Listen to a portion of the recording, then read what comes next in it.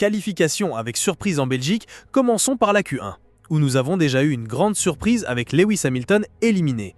Les éliminés de la Q1 sont Stroll, Alonso, les deux Aston Martin dans un véritable calvaire en Belgique, ils ne se sont tout simplement pas retrouvés.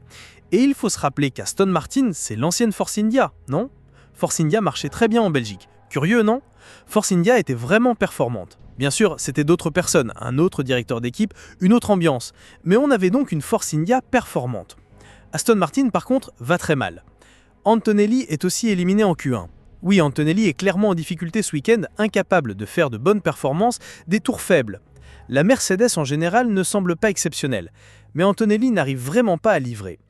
Colapinto était à 3 dixièmes, mais ce n'était pas suffisant pour passer. Donc Antonelli aussi dehors, et le plus marquant, c'est Lewis Hamilton. Lewis Hamilton éliminé dès la Q1. Il n'avait déjà pas fait une bonne qualification pour la sprint et maintenant il a eu son tour supprimé. Si je ne me trompe pas, c'était à Radillon qu'il a perdu son tour. Mais écoutez, je n'ai pas vu les images embarquées pour dire si la suppression du tour d'Hamilton était juste, d'accord?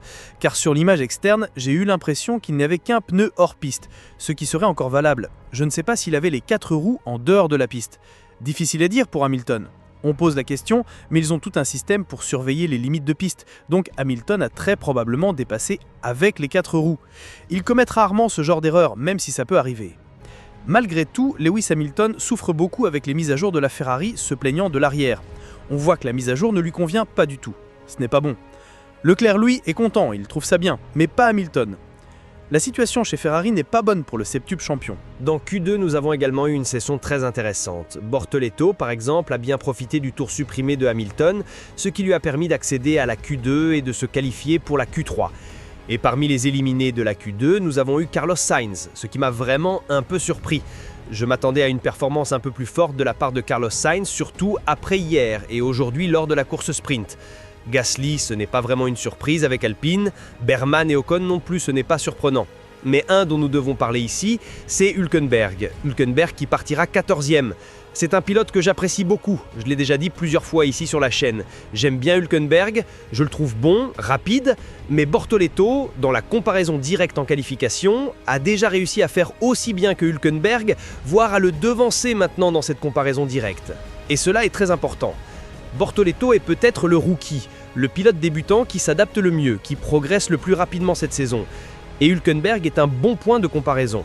Hülkenberg, je rappelle que j'enregistre ceci juste après les qualifications, je n'ai pas encore l'information officielle, on ne sait pas encore s'il sera pénalisé pour le contact avec Stroll, mais ces petits détails, comme finir derrière Bortoleto, le petit accrochage avec Stroll, une pénalité ici, une erreur là, tout cela pèse lourd, et en faveur de Bortoleto. Bien sûr, en rythme de course, Hülkenberg reste un pilote capable de se démarquer par rapport à Bortoleto. Mais c'était une excellente qualif pour Bortoleto à cet égard, alors que Hülkenberg partira 14e. On voit bien que Hülkenberg n'a pas été un grand pilote de qualification jusqu'à présent cette saison. Il a déjà réalisé plusieurs belles courses de remontée, ce qui montre que les qualifs ne sont pas son point fort. Voilà donc les éliminés de la Q2, une session qui, je dirais, ne surprend pas trop, mais avec quelques noms, comme je l'ai dit, Sainz par exemple, qui aurait pu être plus à l'avant en Q3 au lieu de rester en Q2.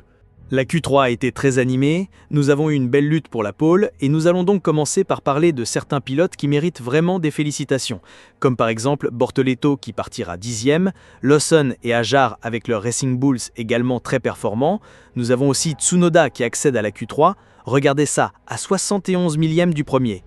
Si vous comparez à Verstappen, l'écart est de 41, c'est déjà une marge bien plus petite que ce qu'on voyait auparavant.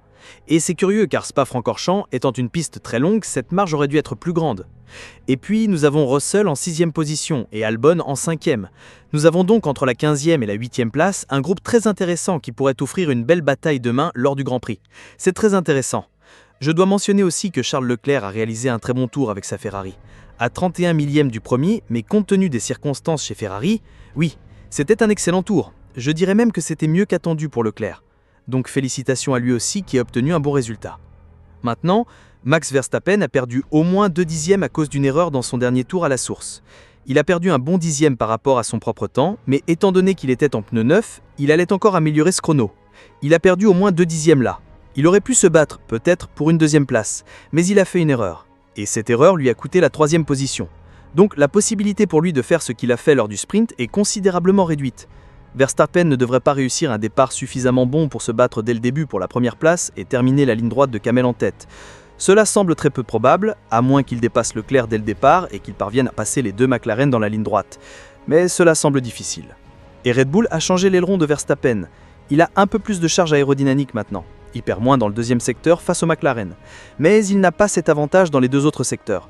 Cela signifie que la voiture est plus équilibrée pour Verstappen. Il devrait avoir une meilleure gestion des pneus, puisque c'est une course longue. Cependant, je dirais que cela réduit ses chances de faire quelque chose d'extraordinaire. S'il pleut, il aurait une voiture plus équilibrée. Donc, ils n'ont pas répété l'erreur de Silverstone où ils avaient choisi un réglage entièrement sec pour une course qui s'est déroulée sous la pluie. Cette fois, Red Bull a été plus prudente avec Verstappen. Red Bull a clairement décidé d'adopter une approche beaucoup plus prudente. Et puis, nous avons la bataille entre les deux McLaren. Norris a renversé la situation ce week-end. Hier, je vous disais que Piastri, historiquement, est plus performant en Belgique. Et il était aussi bien meilleur hier. Piastri était infiniment meilleur hier. Et même aujourd'hui dans le sprint, il a également été plus rapide que Norris. Si l'on parle de pilotage pur, de rythme pur. Le détail ici, c'est qu'on a un problème. Lando Norris et Piastri ont évidemment aussi modifié leur voiture. Ils continuent à être dominants dans le deuxième secteur. McLaren reste l'équipe de référence dans le deuxième secteur. C'est impressionnant à quel point McLaren parvient à délivrer de la performance dans le deuxième secteur. L'appui aérodynamique, la confiance du pilote dans la voiture. Et les deux pilotes ont fait des erreurs dans leur dernier tour chacun. Dans le cas de Norris, il a fait une erreur dans le premier et le dernier secteur. Je dirais dans le premier et dans le dernier virage. Tandis que Piastri n'a pas réalisé un premier secteur extraordinaire, un deuxième secteur correct, oui, bon, même très bon, mais le troisième secteur de Piastri, il semble aussi qu'il n'a pas réussi à tout donner. Donc les deux pilotes n'ont pas réussi à extraire le maximum de la voiture dans leur dernier tour. Cet écart avec les autres aurait pu être encore plus grand, autour de 4 ou 5 dixièmes, ce qui montre une supériorité brutale de McLaren au Grand Prix de Belgique. Brutale.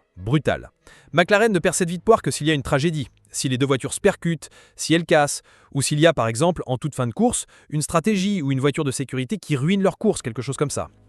Parce que c'est flagrant à quel point McLaren est devant ses rivaux en Belgique.